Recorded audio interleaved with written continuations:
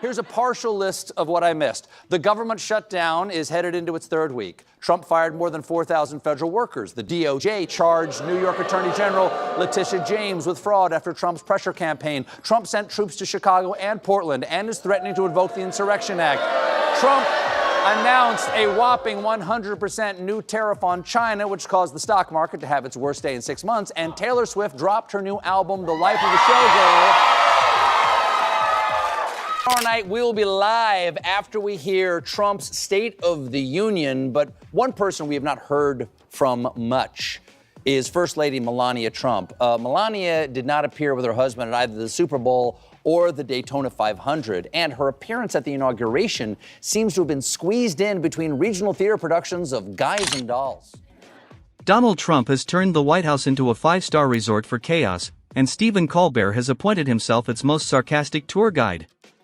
Colbert doesn't just roast Trump, he dissects him with surgical precision, every punchline landing like a policy critique. And when Melania drifts into the scene, it's pure silent film brilliance, her expressions saying what the nation's been screaming in silence. Together, they create a masterclass in accidental comedy and political absurdity, proving that truth really can be stranger and funnier than fiction. Then it was time for the officers to hear from a true paragon of masculine fitness, Donald Trump. Fat generals, no.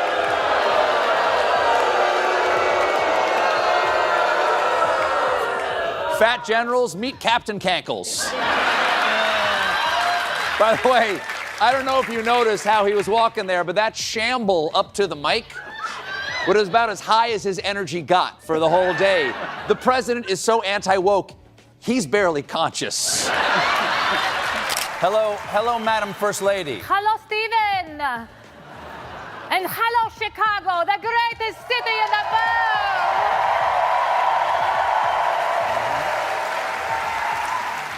Because this week there is no chance my husband will be here. Hang on. Is that the Democratic convention behind you? What? No. What? No. Yes. Colbert treats Trump's presidency like a never-ending late-night monologue, every day serving up a new punchline disguised as policy. The absurdity writes itself, no exaggeration needed. Trump's leadership feels like a sitcom where the star keeps forgetting his lines but insists he's delivering brilliance. The nation provides the laugh track, a chorus of disbelief wondering how this became reality. Meanwhile, Melania drifts through scenes like a guest star who stumbled into the wrong show but stays anyway, bound by irony and the world's longest-running political joke. It's important. Credit where credit is due. Donald Trump did something good. Are we still canceled?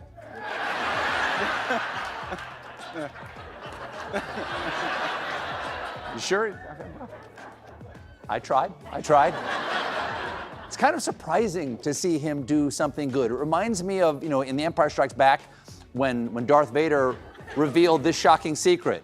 Luke, I am an organ donor. Colbert has perfected the art of roasting without flames, his satire slices clean and deep. His take on Trump isn't mere mockery, it's precision-crafted irony. He exposes the contradictions of a man who calls himself powerful yet constantly seeks validation, a deal-maker whose biggest deal is with denial. Melania plays the silent subplot, her every glance a live-action meme. When Trump speaks, she blinks like her soul's buffering. It's less a marriage and more performance art dressed in couture and confusion. He's barely conscious. He loves a rally crowd, though. Hey! He loves a rally crowd, but traditionally, the senior leadership of the U.S. military never claps for political speeches. That's the tradition. They're supposed to be nonpartisan and sit there stone-faced. It's like doing stand-up for Easter Island. Trump's obsession with image fuels half of Colbert's brilliance. No one fights harder to prove greatness than someone terrified it might fade. Every press conference morphs into a campaign rally, every handshake a branding stunt. Colbert skewers the absurd duality, the craving to be adored yet feared, respected yet envied. It's the teenage hunger for validation, wrapped in a $40 tie and a $40 million ego. Meanwhile, Melania perfects the art of silent detachment, exuding royal indifference. A queen trapped in a palace where gold toilets pass for sophistication and self-awareness never made the guest list. On Friday, in a truly foreseeable turn of events, Trump did not receive the Nobel Peace Prize.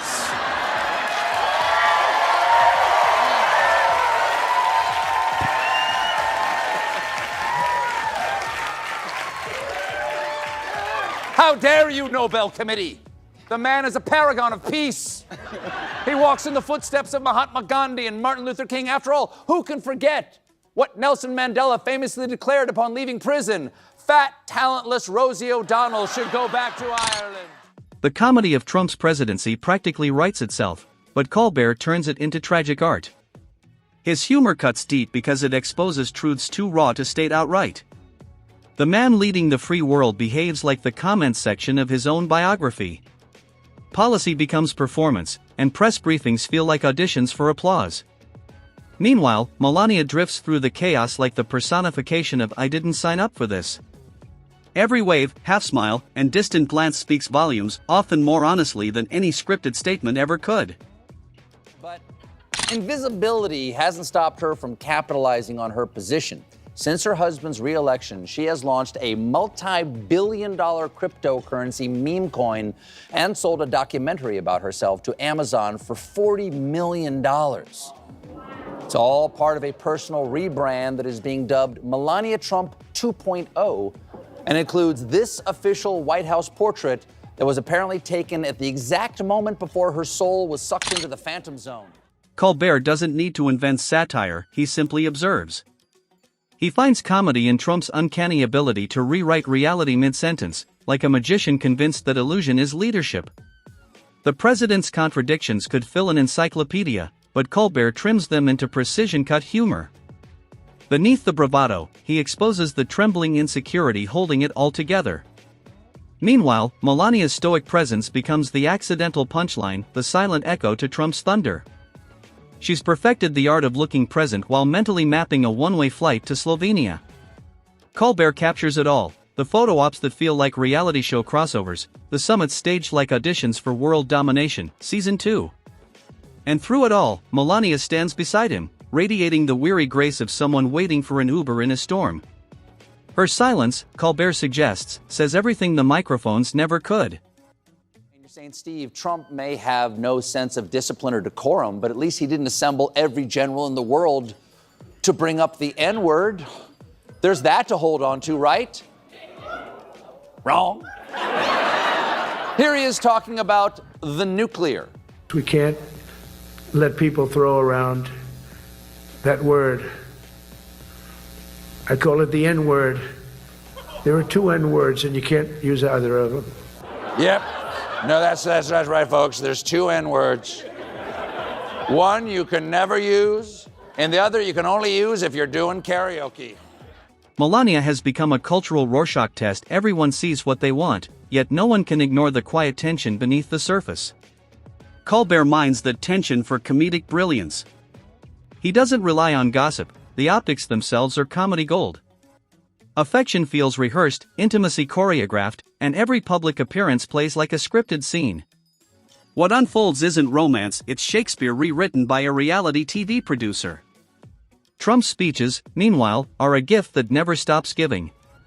Colbert dissects their rhythm and repetition, the compulsive need to label everything the best, the greatest, the most historic. Its confidence so deafening it silences coherence. He likens it to motivational speaking in a hall of mirrors, endless reflection, zero direction. And Melania? She's mastered the art of disappearing without ever leaving. Her smiles are porcelain perfect, sculpted by someone who's read about happiness but never met it. Together, they're living art in a museum of irony. But all of this, folks, all of this makes me wonder, what can we expect from Melania Trump's second term, and when will we finally hear from her? Here to finally hear from her, please welcome First Lady Melania Trump.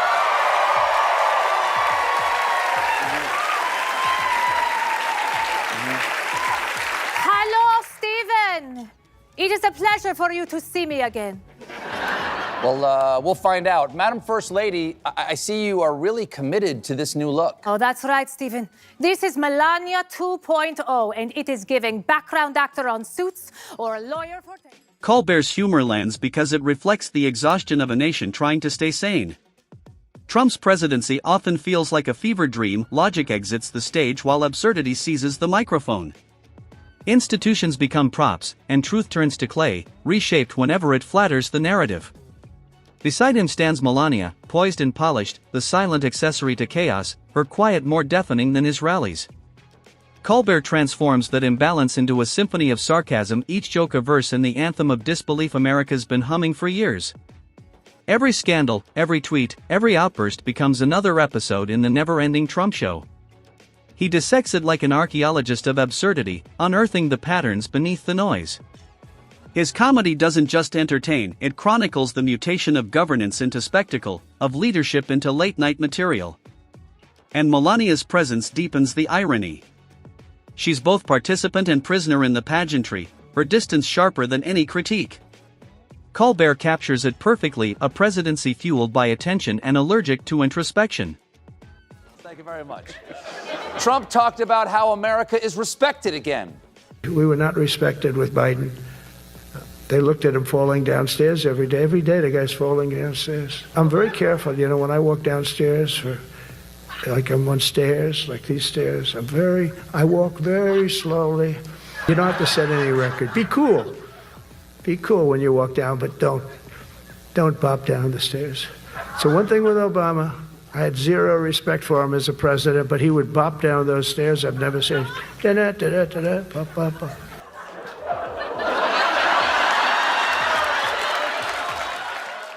Colbert never limits his satire to global drama. Domestic issues get their fair share, too. Trump's promises of prosperity often buckle under the sheer weight of self-congratulation. Colbert highlights the absurdity of a man who claims to fight for the people while living like the sultan of self-promotion. Melania's initiatives drift somewhere between sincerity and contradiction, noble ideas drowned in the chaos of her husband's headlines. Colbert transforms them into sketches of misplaced priorities, delivered with that signature smirk that says more than words ever could. His comedy stings because it's rooted in uncomfortable truth: you can't fix chaos by decorating it. Even Trump's attempts at humility come off as parody, empathy delivered with the subtlety of fireworks. Every gesture of modesty eventually circles back to self-advertisement, as if the performance itself matters more than the purpose. Melania mirrors this perfectly through her silence, a living echo of everything left unsaid. Together, they move like two mismatched performers reading entirely different scripts, one chasing applause, the other chasing escape. Colbert thrives on that contrast. The self-assured leader who constantly seeks reassurance. The First Lady who avoids eye contact with destiny. He turns their contradictions into cultural commentary, a reminder that political theater is, at its core, still theater. And Melania? She becomes the audience stand-in, trapped in the front row of America's longest-running improvisation act. She claps when required, smiles when expected, and silently questions every life choice that brought her to this stage. Continually used for sending troops into our own cities to protect ICE facilities. And there was a protest outside a Portland ICE building the day that he announced, with 4 protesters. In fact, for most of the day, the only protester was one man in a chicken costume. It's chaos. There are reports that the chicken crossed the road several times. And authorities are still asking why. Every policy failure under Trump becomes a punchline, not because it's inherently funny, but because it's painfully predictable. Colbert exposes the absurdity of a government that treats consequence like suggestion. The chaos isn't accidental, it's curated, packaged, and sold as confidence. In that spectacle, Melania's quiet detachment becomes almost poetic, the perfect counterbalance to her husband's relentless hunger for validation. She doesn't protest. She persists. And in her stillness, Colbert finds symbolism, endurance as silent rebellion, grace as quiet resistance. Trump's version of governance plays out like performance art, all show, no structure. Promises dissolve into press events, and policies transform into props for applause. Melania drifts through the spectacle like a ghost of sophistication, her rehearsed smiles timed with mechanical precision. Colbert's genius lies in treating this chaos as modern literature irony so layered, it practically narrates itself. He reminds viewers that Trump's America isn't about leadership, it's about branding. Every decision must sparkle, every headline must flatter the image. Beneath the glitz lies desperation, the need to be adored masquerading as authority. Colbert calls it the politics of mirrors, where everything exists only to reflect Trump's reflection. And Melania? She's the final mirror, flawless, silent, and tragically self-contained.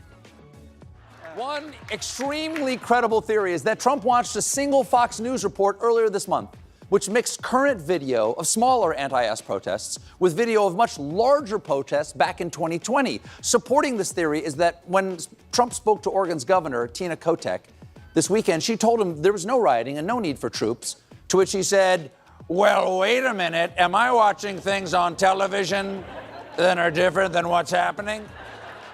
Trump's attempts to connect with everyday Americans have become a running gag in Colbert's satire, a billionaire's performance of populism, complete with forced empathy and awkward photo ops that land somewhere between comedy and cringe.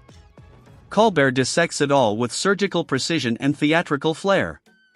Beside him, Melania stands as visual proof of detachment, the perfect symbol of quiet discomfort in a spectacle built on noise.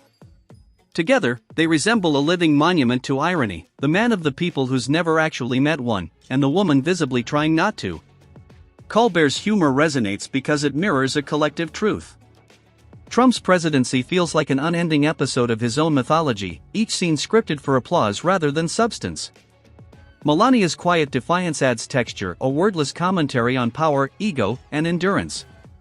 They're a duo defined by imbalance, one too loud to listen, the other too silent to speak. Colbert turns that imbalance into art. His comedy doesn't just mock, it reveals. Beneath the gold-plated bravado lies hollowness disguised as confidence. He inflates Trump's obsession with image until it bursts under its own ego, exposing a man more addicted to attention than accomplishment.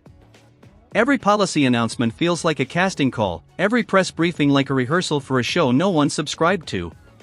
And through it all, Melania remains the still point in Trump's hurricane of self-promotion, elegant, distant, and silently complicit. Her restraint amplifies his chaos.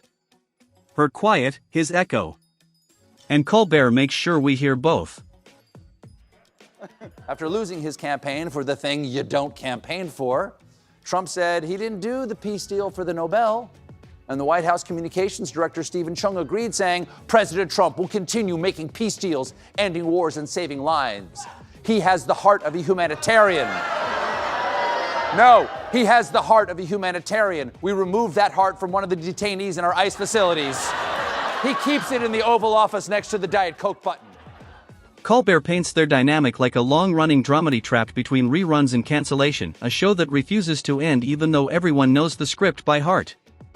Trump repeats the same punchlines, blissfully unaware they've lost their sting, while Melania lingers beside him like the ghost of patience, silently calculating her next quiet escape. Colbert doesn't invent their absurdity, he simply frames it. He finds the satire hiding in plain sight, buried beneath the gold-plated grandeur, the endless need for validation, and the desperate pursuit of relevance. In Colbert's hands, Trump's self-promotion transforms into self-parody. The performance folds in on itself until the spectacle becomes its own punchline. The brilliance lies in how Colbert makes exhaustion entertaining, turning repetition into rhythm, slogans into symphonies of absurdity. Each boast, each exaggerated claim, becomes part of a looping melody that makes the audience laugh and wince at the same time. Melania, meanwhile, becomes the reluctant counterpoint to that noisy symphony. Her silence isn't passive, it's a quiet protest disguised as elegance. Every distant glance, every carefully timed smile, speaks volumes without a word. She is the visual echo of the nation's fatigue, embodying the tension between performance and pretense. Colbert turns their contradictions into art, a living exhibit of misplaced confidence and unintentional comedy. He doesn't just mock, he curates the chaos, presenting it as cultural reflection. In the theater of Trump's presidency, Colbert stands as both critic and comic, laughing not out of cruelty, but disbelief that the spectacle continues, that the curtain never seems to fall, and that reality itself has become the biggest joke of all.